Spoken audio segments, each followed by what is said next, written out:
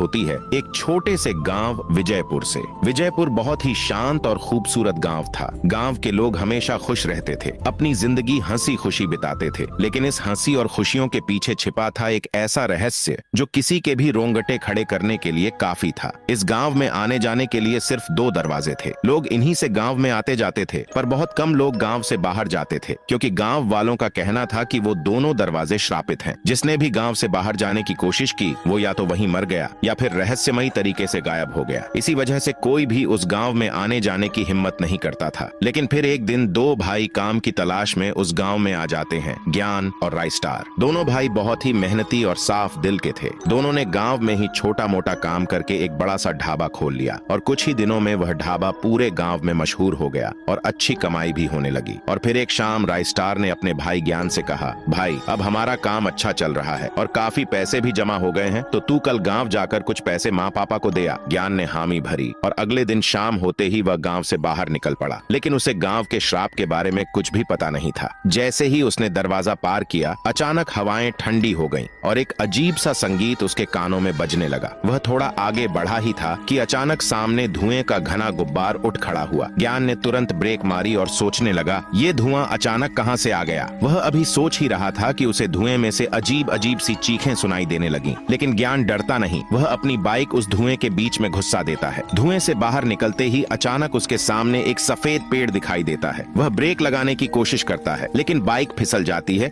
और पेड़ से जा टकराती है। एक जोरदार धमाका होता है और उसी धमाके में ज्ञान की मौत हो जाती है। अगले दिन जैसे ही राइस्टार अपनी दुकान खोलने के लिए घर से बाहर आता है, वह देखता है कि पूरे गांव में अजीब सी अफरा-तफरी मची हुई है। वह तुरंत एक आदमी को रोकता है और पूछता है, भाई ये क्या हो रहा है और गांव में ये अजीब सी हलचल कैसी है। वह आदमी कांपती आवाज में बोलता है, क्या बताऊं राय भाई, लगता है फिर कल किसी ने गांव के बाहर जाने की कोशिश की है। उसी की लाश गांव के बाहर पड़ी है और उसी की वजह से ये हलचल पूरे गांव में मची हुई है। ये सब सुनकर राइस्टार के पैरों तले जमीन खिसक जाती है। वह सोचने लगता है, कल मेरा भाई गांव के बाहर गया था, कहीं ये वही तो नहीं। वह तुरंत गांव के बाहर की ओर दौड़ पड़ता है और जैसे ही वहां पहुंचकर देखता है तो भीड़ पहले से ही जमा होती है। वह पास जाकर देखता है, वहां किसी और की नहीं बल्कि उसके भाई ज्ञान की लाश होती है। राइस्टार वहीं घुटनों के बल गिर पड़ता है और फूट फूट कर रोने लगता है और चिल्लाते हुए कहता है, कैसे लोग हो तुम, मेरा भाई यहाँ मरा पड़ा है और तुम सब चुपचाप खड़े होकर तमाशा देख रहे हो। लेकिन किसी ने कोई जवाब नहीं दिया। और फिर अगले दिन शाम होते ही राइस्टार अपने भाई का अंतिम संस्कार करते हुए फूट फूट कर रोता है। रोते रोते वह मिट्टी पकड़कर कहता है, भाई मैं तेरी मौत के इस रहस्य का पता जरूर लगाऊंगा, चाहे इसके लिए मुझे अपनी जान ही क्यों न देनी पड़े। और फिर अगले दिन शाम होते ही राइस्टार एक पेड़ के पीछे छिपकर उस श्रापित दरवाजे पर नजर रखने लगता है। जैसे ही रात गहराने लगती है, उस दरवाजे से अजीब अजीब सी आवाजें आने लगती हैं। तभी एक आदमी उसी रास्ते से दूसरे गांव अपने घर जा रहा होता है और जैसे ही वह उस दरवाजे को पार करता है, तभी वही अजीब सा धुआं उसके सामने आ जाता है। वह बिना डरे अपनी बाइक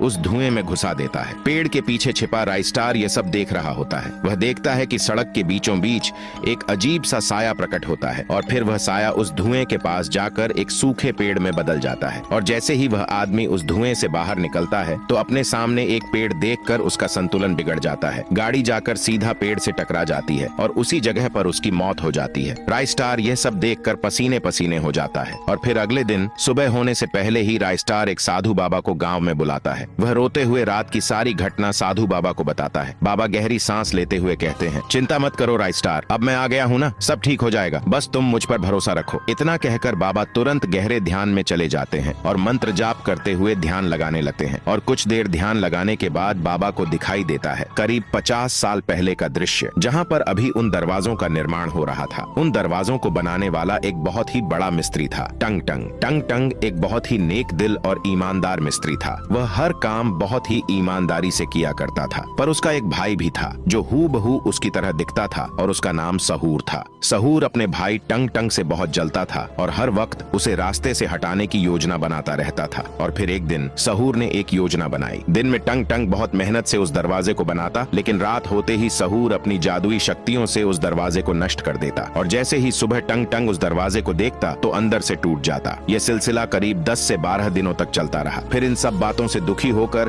टंग टंग एक शाम नदी के किनारे बैठा हुआ था। तभी उसका भाई सहूर उसके पास आया और बोला, क्या हुआ बड़े भाई, इतने उदास क्यों हो? टंग टंग बोला, क्या बताऊं छोटू, मैं हर दिन मेहनत करके दरवाजा खड़ा करता हूँ, पर सुबह होते ही पता नहीं कैसे वो दरवाजा राख में बदल जाता है। तभी सहूर बोला, भाई लगता है खराबी लकड़ी नदी में है, तुम्हें सफेद पेड़ की लकड़ी का इस्तेमाल करना चाहिए। इतना सुनते ही टंग टंग तुरंत जंगल की ओर निकल गया, पर उसे यह ज्ञान नहीं था कि सफेद पेड़ वर्षों से श्रापित पड़ा है। वह बिना डरे जंगल जाकर उस पेड़ को काटकर गांव ले आता है और सुबह होते ही दरवाजे का काम शुरू कर देता है। शाम होते होते दरवाजा पूरी तरह तैयार भी हो जाता है। टंग टंग बहुत खुश होता है और उस रात वह चैन की नींद सोता है। लेकिन जैसे ही पूरा गांव गहरी नींद में होता है, वह दरवाजा हिलने लगता है और अचानक वही दरवाजा उस सफेद पेड़ में बदल जाता है और वहां से गायब हो जाता है। अगली सुबह गांव वालों को टंग टंग की लाश उसी दरवाजे के नीचे मिलती है। कहा जाता है कि टंग टंग की लाश अभी भी उस दरवाजे के नीचे दबी हुई है और अपने बरसों पुराने बदले का इंतजार कर रही है। इतना कहते ही बाबा का शरीर अचानक कांपने लगता है और देखते ही देखते वह उसी सूखी लकड़ी जैसी प्राणी में बदल जाता है। वह डरते हुए तुरंत गांव के बाहर भागने की कोशिश करते हैं, लेकिन जैसे ही वह दरवाजा पार करते हैं, उनके शरीर के चिथड़े उड़ जाते हैं। दूर खड़ा राइस्टार ये सब देख रहा होता है। वह तुरंत बाबा की लाश की ओर दौड़ता है और रोते हुए कहता है, बाबा अब आप भी मुझे छोड़कर चले गए, अब मेरा अकेले का क्या होगा। तभी एक रहस्यमयी आदमी राइस्टार के पास आता है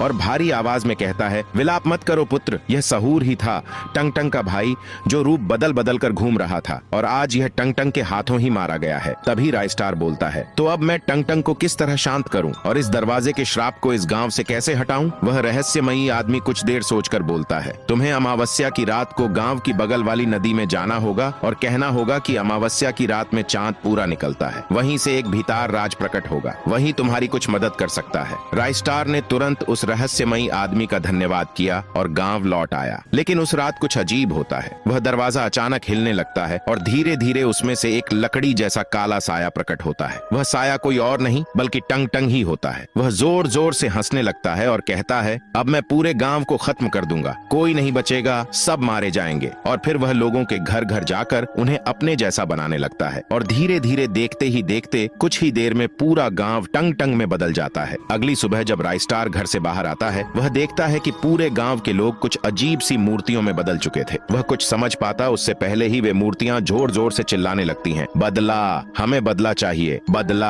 यह सब देखकर राइस्टार के पसीने छूट जाते हैं और डर के मारे वह वहीं से गांव छोड़कर भाग जाता है। फिर जैसे ही रात होती है, राइस्टार तुरंत नदी के किनारे जाता है और मंत्र पढ़ने लगता है। अमावस्या की रात को चांद पूरा निकलता है। मंत्रों की आवाज सुनकर भीतार राज पानी से बाहर आता है और भारी आवाज में कहता है, क्या हुआ राइस्टार, क्यों जगाया मुझे। तभी राइस्टार रोते हुए भीतार राज को अपने साथ बीती सारी घटनाएं बता देता है। राइस्टार की दुख भरी दास्तान सुनकर भीताल राज बोलता है, देखो राइस्टार, अब टंग टंग की आत्मा एक शापित आत्मा बन चुकी है। वह सदियों से इस दरवाजे के नीचे कैद है। तुम्हें उसकी आत्मा को दरवाजे के नीचे से निकालना होगा और उसका अंतिम संस्कार करना होगा, तब जाकर उसे शांति मिलेगी और फिर यह गांव इस अजीब से श्राप से मुक्त होगा। इतना कहकर भीताल राज वहीं से हवा में विलीन हो जाता है। लेकिन भीताल राज की यह बात राइस्टार के दिल में घर कर जाती है और फिर अगले दिन राइस्टार कुछ मजदूर लगाकर उस दरवाजे के नीचे से टंग टंग की लाश निकालता है और पास की नदी के किनारे उसका अंतिम संस्कार करता है। और फिर जैसे ही रात होती है, राइस्टार उस दरवाजे के चारों ओर दिए जलाता है